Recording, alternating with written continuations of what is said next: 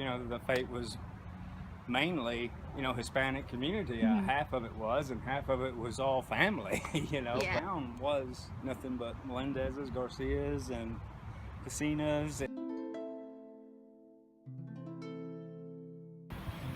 like, do you know how they got this land, or who kind of set it? Well, Leonard, I guess it'd be your great grandfather, bought up all this land. He owned all this block. Oh, okay. And the trees here is the one he planted these trees. Oh, wow. And you see it marks the boundaries of these lots here and here.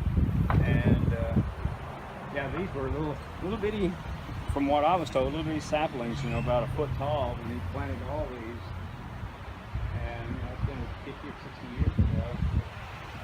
But he put them in a line where it marks the boundaries of the property. I didn't know that this was part of the family.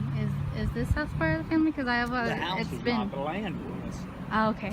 And that's when. So how did that? That's when your grandmother and grandfather, they had this house built on this property, and so. But like I say, you know, the house and the land was all included in, I guess, on their mortgage or whatever, and the bank loan. And so that's how the land is not, you know, theirs anymore, I guess you'd say. He worked for the railroad over here. Your great grandfather. Oh, okay. Yeah. All I know is you have the grandmother was Petra Melendez, and the grandfather was Jose Melendez. Oh, okay. Yeah. And there's a story that his last name would not have been Melendez because he took his mother's last name instead of the daddy. Oh. It was supposed to be Gonzalez. His daddy's last name was Gonzalez. But there were too many Gonzalez, so he took his mother's Melendez name. From Mart, Texas. They were from Mart, Texas. Yeah, Mart. That's where they all met. Melinda and Sarah. And Sarah and Mom. Yeah. All them met in Mart. But they're not actually Melendez. They're actually Gonzalez, ain't they? Yeah.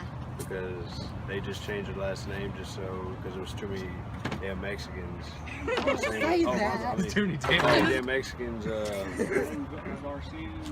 What was it, Gonzalez's? There's too many Gonzalez's, so they changed their last name to Melendez because there wasn't as many Melendez's. Is it true that like Jose was? I heard that he was olive toned skin, but he had like red hair and blue eyes. At one time he did when he was younger, they said. Okay. See, I don't remember him having red hair. But that's what I think Francie said, yeah, he had red hair, kind of reddish hair. Okay, so and he the blue eyes. looked more like he definitely He looked did European. look more Spain, yeah.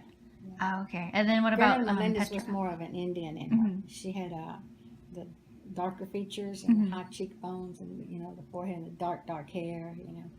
And she wasn't really leathery, but she was not, you know, she was kind of the wrinkly.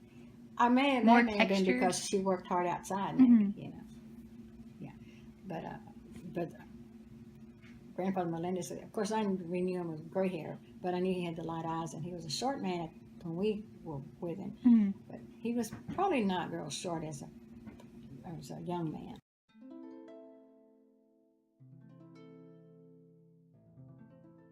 How do they get that plot of land? Like, why is it such a big like family place? Like when I think of it, Daddy bought it. Was it? My daddy bought it from Carl Leonard, and then he asked if they wanted to come and, you know, buy parts of it, you know, plots or what do you call it, and they bought it. Uncle Zeke bought some, Uncle Paul bought some, and when Uncle Zeke got married, then he bought where Aunt Sarah, and otherwise that would have still been ours. And was there anybody named Leonard? Is that a Lano's name? That's Daddy. Okay. Leonard, they call him Leonard. Uncle Zeke and them call him Leonard. Okay, because I was kind of confused because I was talking like with Jeanette since they were on the property I think as she well. called him Leonard. Yeah, and so they're calling him Leonard. I'm like, who is this Leonard guy? And so, because all I heard, like, I haven't heard too much about my great grandfather, but in the times that I do, like, hear people speak about him, they don't ever call him Leonard. They call him Alano, Leonard. and they. No, it was all three of us. We used to chop cotton, hoe cotton, whatever they called it, and pick cotton.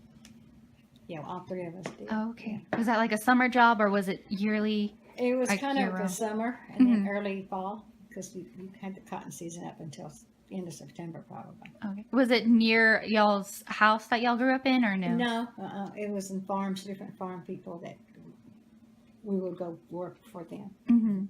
Yeah, they'd come pick us up in their little truck or whatever they had, and we'd go with them. You know. Oh, okay. How old were y'all when y'all started doing this? I think I might have been a little bit older. I may have been about 13 or 14. Oh, okay. Was there any adults? Like, did your parents come and help you, or was Yeah, it just mother. something? We went with mother Mm-hmm. and Aunt Chona. Yeah, Chona. We call her Tia Chona.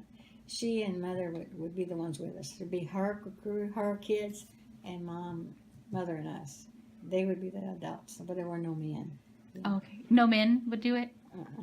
Were they all on the railroad They or? were either working or yeah. Well, the only one I can remember that did pick for a little bit was Uncle Manuel, but he picked with mother when they were younger, not ever really. Oh, okay. They may have been out there maybe one time, but usually it was just the kids.